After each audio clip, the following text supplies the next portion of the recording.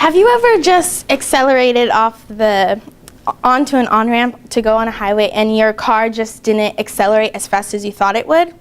Well, a lot of the times it's because your engine isn't getting enough oxygen to create the fire it needs to power your car.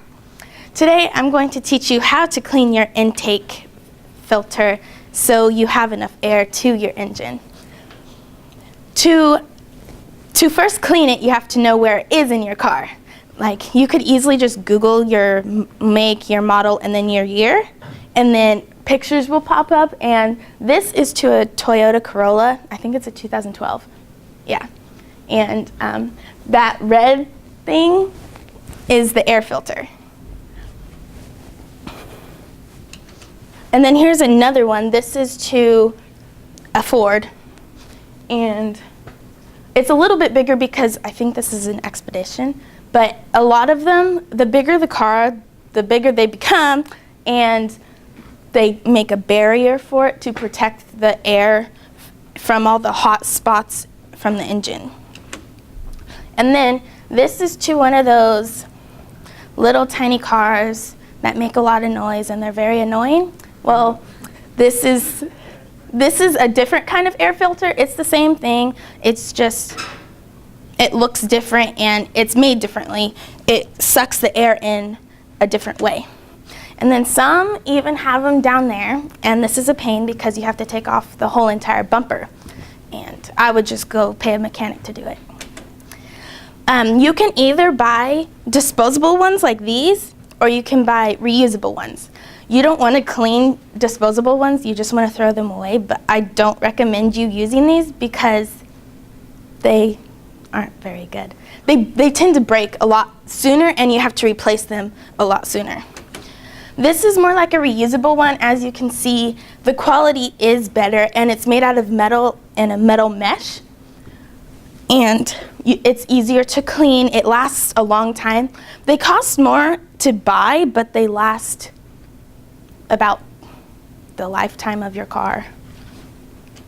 And then you can even stay with stock, or you can change it to a more equipped filter so it sucks more air into your engine, and then it makes a bigger combustion in your engine.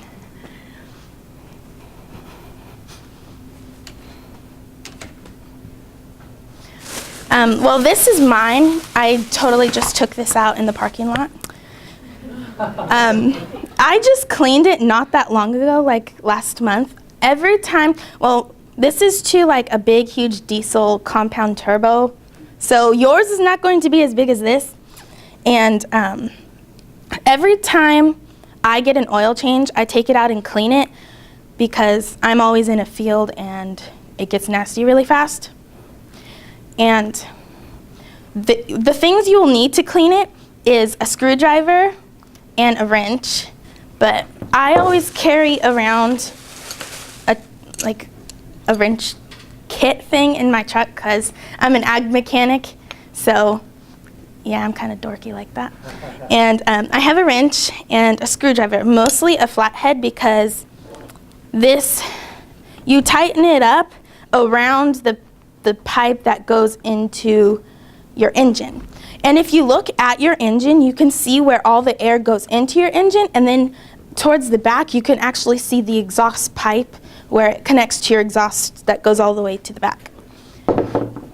And then you'll need soap. I like to use palm olive or Dawn. I don't like to use like those hand softener soaps that they have now and stuff. Just like use very strong dish soap. And then you're going to need water and a water hose and a pressure nozzle to have more direct pressure because it's hard to get a lot of this oil and bugs off, and a toothbrush because all these little things you have to open it up. See, there's like a bee in here already. So that's what you're going to need.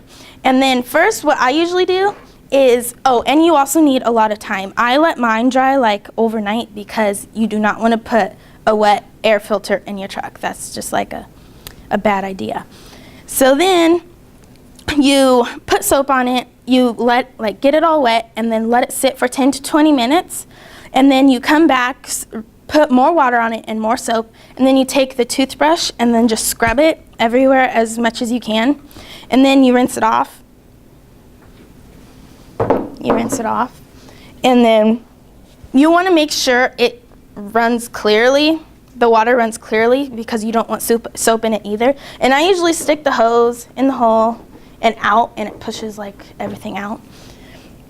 And then I let it sit for as long as I can, as long as I don't need to drive, because I need to make sure it's thoroughly dry.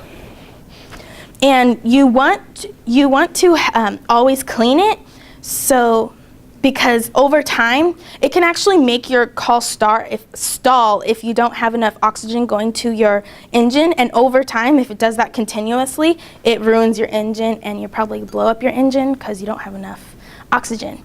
And then dirt particles and minerals and stuff can actually get into your engine and nick one of your pistons or something inside, and it will just wreak havoc all over your engine.